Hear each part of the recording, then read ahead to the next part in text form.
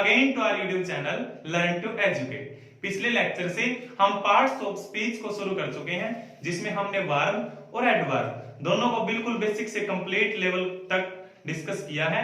आज हम अपने इस लेक्चर में प्रोनाउन को करेंगे। प्रोनाउन को बिल्कुल जीरो लेवल से, जो आपने क्लास 6, 7, 8 में पढ़ा है, वहां से लेके कंपटीशन लेवल तक, रीड सीट एट तक, बिल्कुल जीरो टू एडवांस लेवल तक डिटेल में डिस्कस करेंगे। तो चलिए फ्रेंड्स शुरू करते हैं प्रोनाउन।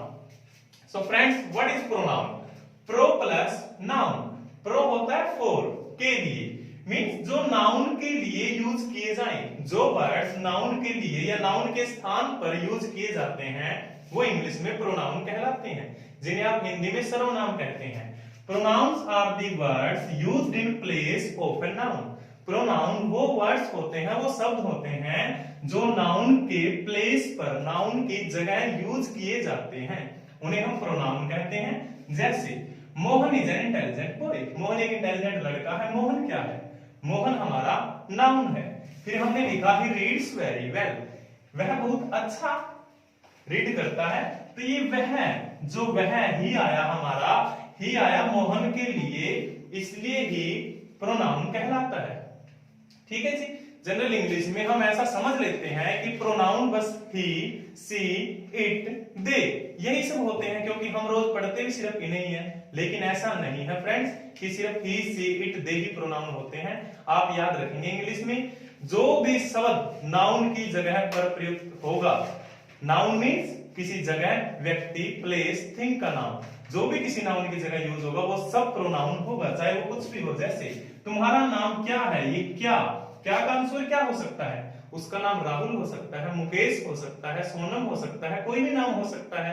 तो ये जो क्या है ये भी हमारा प्रोनाउन कहलाएगा। वहां कौन खड़ा है, यहाँ कौन का जवाब देखिए, हम इसका आंसर सोचेंगे वहां कौन खड़ा है। जैसे वहां सुमित खड़ा है, अमन खड़ा है, मुकेश खड़ा है, तो वो जो भी नाम आया, क्योंकि ये नाम उस नाउन की जगह के लिए प्रयोग किया गया, कौन, उसी नाम की जगह भी तो आया है कौन, इसलिए हमारा कौन भी प्रोनाउन कहलाएगा। यह मेरी पुस्तक है। कौन सी पुस्तक? यह पुस्तक। तो यह इंडिकेट कर रहा है किसी नाउन को, इसलिए यह प्रोनाउन का काम करेगा। हम सभी पढ़ रहे हैं। हम सभी किसकी जगह पे आया? मैं, मेरे फ्रेंड्स, हम 3-4 नाम जैसे काउंट करते हैं तो उन सभी नाउन्स की जगह आया हम सभी, तो इसलिए हम सभी आपका क्या कहलाता है? प्रोनाउन। इंग्लिश में प्रोनाउन कुछ कॉमन प्रोनाउन जनरल एग्जांपल के लिए लिख रहा हूं। I, we, you, they, he, she, it, each, someone, who, what, few, both, etcetera, ये सभी प्रोनाउंस कहलाते हैं। चलिए अब करते हैं इनके पार्ट्स को। प्रोनाउन के कौन कौन से पार्ट्स होते हैं, वन बाय वन। तो फ्रेंड्स चलिए करते हैं पर्सनल प्रोनाउन। पर्सनल प्रोनाउन वो होते हैं टॉक अबाउट पर्सन, जो पर्सन की बात करते हैं। जैसा कि आपको पता है इंग्लिश में 3 पर्सन होते हैं आपके, first person, second person, third person. चलिए डिटेल से डिस्कस करते हैं। First person singular I, plural we. I की सिंगुलर माना जाता है, वी को प्लूरल। फर्स्ट पर्सन में जैसे दो व्यक्ति बात कर रहे हैं, मैं मुकेश से बात कर रहा हूं, तो मैं जब खुद के बारे में बात करता हूं फर्स्ट पर्सन कहलाता हूं आई, और आई का प्लूरल वी। और सामने वाला जो मुकेश है वो सेकंड पर्सन कहलाता है, जिसके लिए हम कहते हैं यू। सिंगुलर भी यू होता है और प्लूरल भी यू होता है। फिर मैं और मुकेश आपस में बात कर रहे हैं, लेकिन हम बात कर रहे हैं किसी तीसरे व्यक्ति की, किन्हीं और लोगों की, तो वो जो तीसरा व्यक्ति है या और लोग हैं वो इंग्लिश में कहलाते हैं थर्ड पर्सन, जिसके लिए हम ही, सी, दे, इट का प्रयोग करते हैं। तो आई हम हिंदी में यूज करते हैं मैं के लिए, मुझे या मेरा। जब भी आपको इन तीनों में से कोई लगाना हो सब्जेक्ट के तौर पे, यह भी हम आगे करेंगे कैसे सब्जेक्ट बनता है, कैसे ऑब्जेक्ट बनता है, लेकिन आप अभी सिर्फ इतना याद रखेंगे कि मैं, मुझे, मेरा। जब भी कभी हिंदी से इंग्लिश कन्वर्ट करनी है आपको और ये लिखने पड़े तो आप लिखेंगे आई, और जब भी आपको लिखना हो हम, हमें, हमारा, तो आई का प्लूरल लिखेंगे वी। ये आई और वी कहलाते हैं फर्स्ट पर्सन। फिर आता है second person. Second person you, singular भी यू, प्लूरल भी यू। आपको जब भी लिखना हो तुम, तुम्हें, तुम्हारा, आप, आपका, ये कभी भी लिखने हो तो आप यूज करेंगे यू। फिर आप करते हैं third person. Third person singular में यूज करते हैं ही, मेल के लिए, सी, फीमेल के लिए, इट नॉन लिविंग थिंग्स के लिए जिसका जेंडर क्लैरिफाई ना हो हमें, और प्लूरल में यूज करते हैं दे, ये सभी कहलाते हैं थर्ड पर्सन। इट, ही या सी और दे आप यूज करेंगे जब आपको हिंदी से इंग्लिश कन्वर्ट करने में बनाना हो। वे, उन्हें, उनका, वे, उन्हें, उनका, इन सब के लिए दे। ही और सी का यूज करेंगे वह, उसे, उसका, उसने, वह, उसे, उसका, उसने। जब भी आपको यूज करना हो हिंदी से इंग्लिश के लिए आप यूज करेंगे ही या सी, और इट का यूज करेंगे यह, इसे, इसका। जब भी आपको हिंदी से इंग्लिश में यह आए, इसे आए या इसका आए तो आप यूज करेंगे इट। और कैसे सब्जेक्ट के तौर पे यूज करेंगे, कैसे ऑब्जेक्ट के, चलिए अब वो डिस्कस करते हैं। तो फ्रेंड्स चलिए डिटेल में डिस्कस करते हैं पर्सनल प्रोनाउन को। सब्जेक्टिव केस, सबसे पहले जब भी आपको एज ए सब्जेक्ट यूज करना हो, मैं, मुझे या मेरा, जब भी एज ए सब्जेक्ट बिल्कुल शुरू में आ जाए, सेंटेंस के सब्जेक्ट के तौर पे यूज हुए हो, तो आप इंग्लिश में लिखोगे आई। जैसे मैं उसे बुलाता हूं, ये आई, मैं क्या है, सब्जेक्ट है आपका, तो इसके लिए हमेशा आएगा आई कॉल हिम। लेकिन जब आप यूज करते हैं इनको ऑब्जेक्ट के तौर पे, तो मुझे, मेरा या मैं, जब भी आपके एज ए ऑब्जेक्ट आए तो आई का हो जाएगा आपका मी। अगर एज ए सब्जेक्ट आए ये तीनों, मैं, मुझे, मेरा, तो आई, और अगर एज ए ऑब्जेक्ट आए तो आप कहेंगे मी। ऐसे ही प्लूरल में हम, हमें, हमारा। अगर एज ए सब्जेक्ट आए तीनों, फिर तो आप लगाएंगे वी, और अगर एज ए ऑब्जेक्ट आए तो आप कर देंगे वी का अस। ऐसे ही तुम, तुम्हें, तुम्हारा, सब्जेक्ट आए तो यू, ऑब्जेक्ट आए तो भी यू का सब्जेक्टिव हो या ऑब्जेक्टिव यू ही रहता है। वे, उन्हें, उनका, एज ए सब्जेक्ट आए तो दे, और एज ए ऑब्जेक्ट आए तो देम। जैसे मैं उन्हें बुलाता हूं, आई कॉल देम, क्योंकि उन्हें एज ए ऑब्जेक्ट आया। वह, उसे, उसका, अगर सब्जेक्ट के तौर पे आए तो ही, वह मेरा फ्रेंड है, वह एज ए सब्जेक्ट आया तो ही इज माय फ्रेंड। लेकिन अगर ये एज ए ऑब्जेक्ट आए, वह, उसे या उसका, इनमें से कोई भी ऑब्जेक्ट के तौर पे यूज हुआ हो तो ही का हो जाएगा हिम। जैसे मैं उसे बुलाता हूं, मैं तो आपका सब्जेक्ट है, उसे क्या है, उसे आपका ऑब्जेक्ट है, तो इसलिए उसे का, ही का क्या हो जाएगा, हिम। आई कॉल हिम, ये देखिए क्योंकि ये ऑब्जेक्ट के तौर पे यूज हुआ तो इस ही का हो जाएगा हिम। वह उन्हें जानती है, वह एज ए सब्जेक्ट आया, और अगर वह एज ए सब्जेक्ट फीमेल के लिए आए तो सी, और अगर एज ए ऑब्जेक्ट आए वह, उसे, उसका, तो हो जाएगा हर। वह उन्हें जानती है, सी नोज देम।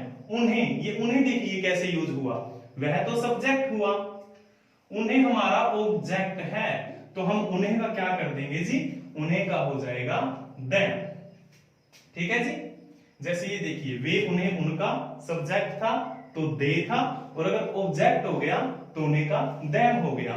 इसीलिए यहां भी उन्हें का देम यूज हुआ। क्यों? क्योंकि उन्हें एज ए ऑब्जेक्ट आया था, ना कि एज ए सब्जेक्ट। अगर ये एज ए सब्जेक्ट आता यहाँ पे शुरू में आता तो हम इसके लिए दे यूज करते, क्योंकि अभी ऑब्जेक्ट था तो देम किया। ऐसे ही यू के लिए तुम, तुम्हें, तुम्हारा, सब्जेक्ट आए तो यू, ऑब्जेक्ट आए तो भी यू। वह, उसे, उसका, लड़की के लिए आए, फीमेल के लिए तो सी, ऑब्जेक्ट आए तो हर, और यह, इसे, इसका, नॉन लिविंग थिंग्स के लिए एज ए सब्जेक्ट आए तो इट, और अगर एज ए ऑब्जेक्ट आए तो भी इट। यू का भी सब्जेक्टिव ऑब्जेक्टिव सेम होता है यू, और इट का भी सब्जेक्टिव और ऑब्जेक्टिव यू ही होता है। अब देखिए ये क्या है, पोजेसिव। पोजेसिव केस क्या होते हैं? पोजेसिव मींस पोजेशन, अधिकार रखना। आई का अगर पोजेशन की बात करें, जैसे वह मेरा फ्रेंड है, मेरा, यहां मेरा आया किसके लिए, एज ए पोजेशन के लिए, मेरा फ्रेंड है, ही इज माई फ्रेंड, तब आएगा आपका माई। लेकिन अगर ये बाद में आए मेरा, जैसे आप यहां से क्लियर कीजिए, यह मेरा पेन है, मेरा, क्योंकि पोजेशन दिखा रहा है तो दिस इज माई पेन। अगर मेरा पहले आए पेन से, एज ए एडजेक्टिव यूज होगा यहां पे तो माई। लेकिन अगर ये आए यह पेन मेरा है, पेन मेरा है, पेन पहले आ गया, मेरा बाद में, यानी मेरा के बाद में कुछ भी नहीं आया। यहां नोट कीजिए, यहां मेरा के बाद पेन आया था, इसलिए माई। लेकिन यहाँ मेरा बिल्कुल लास्ट में आया, यह पेन मेरा है इसलिए यहाँ आएगा माइन। समझे डिफरेंस दोनों में? दिस पेन इज माइन, यह पेन मेरा है। लेकिन अगर बोलते यह मेरा पेन है, यहाँ पेन नाउन है तो मेरा एज ए एडजेक्टिव यूज हुआ, इसलिए माई, अवर, यूअर इन सबको हम एज ए ऑब्जेक्टिव यूज करते हैं, means as a adjective use करते हैं। और माइन, आर्स, योर्स, देयर्स इनको प्योर प्रोनाउन की तरह यूज किया जाता है। और कीजिए फ्रेंड्स, तुम मुझे पढ़ाते हो, तुम मुझे पढ़ाते हो तो क्या होगा? You teach me. तुम एज ए सब्जेक्ट यूज हुआ, मुझे एज ए ऑब्जेक्ट यूज हुआ, इसलिए तुम के लिए यू आया, मुझे ऑब्जेक्ट के लिए मी आया। क्योंकि यहां पे तुम एज ए सब्जेक्ट था तो यू, लेकिन मुझे अगर सब्जेक्ट होता तो आई आता, लेकिन अब तो ऑब्जेक्ट है इसलिए मी आया। समझे फ्रेंड्स? अगर पॉजेसिव केस में एज ए एडजेक्टिव यूज हो, प्रोनाउन केस हो, तब तो माई, आई का माई हो जाएगा, वी का अवर हो जाएगा। जैसे वो हमारे पड़ोसी हैं, इसमें अवर आएगा। लेकिन अगर ये लास्ट में यूज हो, जैसे मैंने ये एग्जांपल दिया था, जैसे एक मैं कहूं यह मेरी घड़ी है, दिस इज माई वॉच, क्योंकि मेरी पहले आया, घड़ी बाद में, इसलिए माई वॉच। लेकिन अगर कहता यह घड़ी मेरी है, मेरी लास्ट में आता, then this watch is my. Means अगर नाउन से पहले आए तो आपके ये माई, आवर, यूअर, और अगर नाउन के बाद में आए, लास्ट में आए, फिर आपके होते हैं ये use, mine, ours, yours. You के लिए योर या योर्स, दे के लिए देयर या देयर्स, ही के लिए हिज होता है, सी के लिए हर या हर्स, इट के लिए लगाते हैं पॉजेसिव केस। तो फ्रेंड्स आई होप आप सबको समझ में आया है। चलिए अब करते हैं इसका नेक्स्ट पार्ट। तो फ्रेंड्स चलिए डिस्कस करते हैं next part, that is interrogative pronoun. जैसा कि इसके नेम से क्लियर हो रहा है, what is interrogative? To interrogate something means किसी क्वेश्चन को पूछने के लिए हम यूज करते हैं इंटेरोगेटिव प्रोनाउन का, जिसे आप हिंदी में प्रश्नवाचक सर्वनाम भी कहते हैं। जैसे the pronouns that are used for asking questions is called interrogative pronoun. वो प्रोनाउन जो कुछ इंटेरोगेट करने के लिए, क्वेश्चन पूछने के लिए यूज किए जाते हैं, वो आपके इंटेरोगेटिव प्रोनाउंस कहलाते हैं। जैसे हु इज देयर, वहां कौन है? आप इसका आंसर सोचेंगे, Ramesh is there, Sumit is there. ऐसे इसीलिए आपका हु, क्योंकि यह नाउन को रिप्लेस करता है किसी को, तो हु कहलाता है आपका इंटेरोगेटिव प्रोनाउन। आपका एग्जाम में डायरेक्ट पूछा जाएगा कि हु कौन सा प्रोनाउन है, तो आप बताएंगे इंटेरोगेटिव प्रोनाउन। ऐसे ही which are your books, similarly which कौन सी बुक्स तुम्हारी हैं, तो यह बुक्स के बारे में आपको बता रहा है कि कौन सी, इसलिए आपको विच कहलाएगा इंटेरोगेटिव प्रोनाउन। कौन कौन से होते हैं interrogative pronoun? What, whoever, whomever, whichever, whatever, etc. ये सभी आपके इंटेरोगेटिव प्रोनाउंस कहलाते हैं। नेक्स्ट रिलेटिव प्रोनाउन, जैसा कि इसके भी नेम से क्लियर है, टू रिलेट। यह रिलेशन बताता है दो सेंटेंसेस में, दो फ्रेजेस में, जिसे आप संबंधवाचक सर्वनाम भी कहते हैं, क्योंकि यह रिलेशन या संबंध बताता है। A relative pronoun can be used to join two sentences. आप दो सेंटेंसेस को ज्वाइन करने के लिए रिलेटिव प्रोनाउन का यूज कर सकते हैं।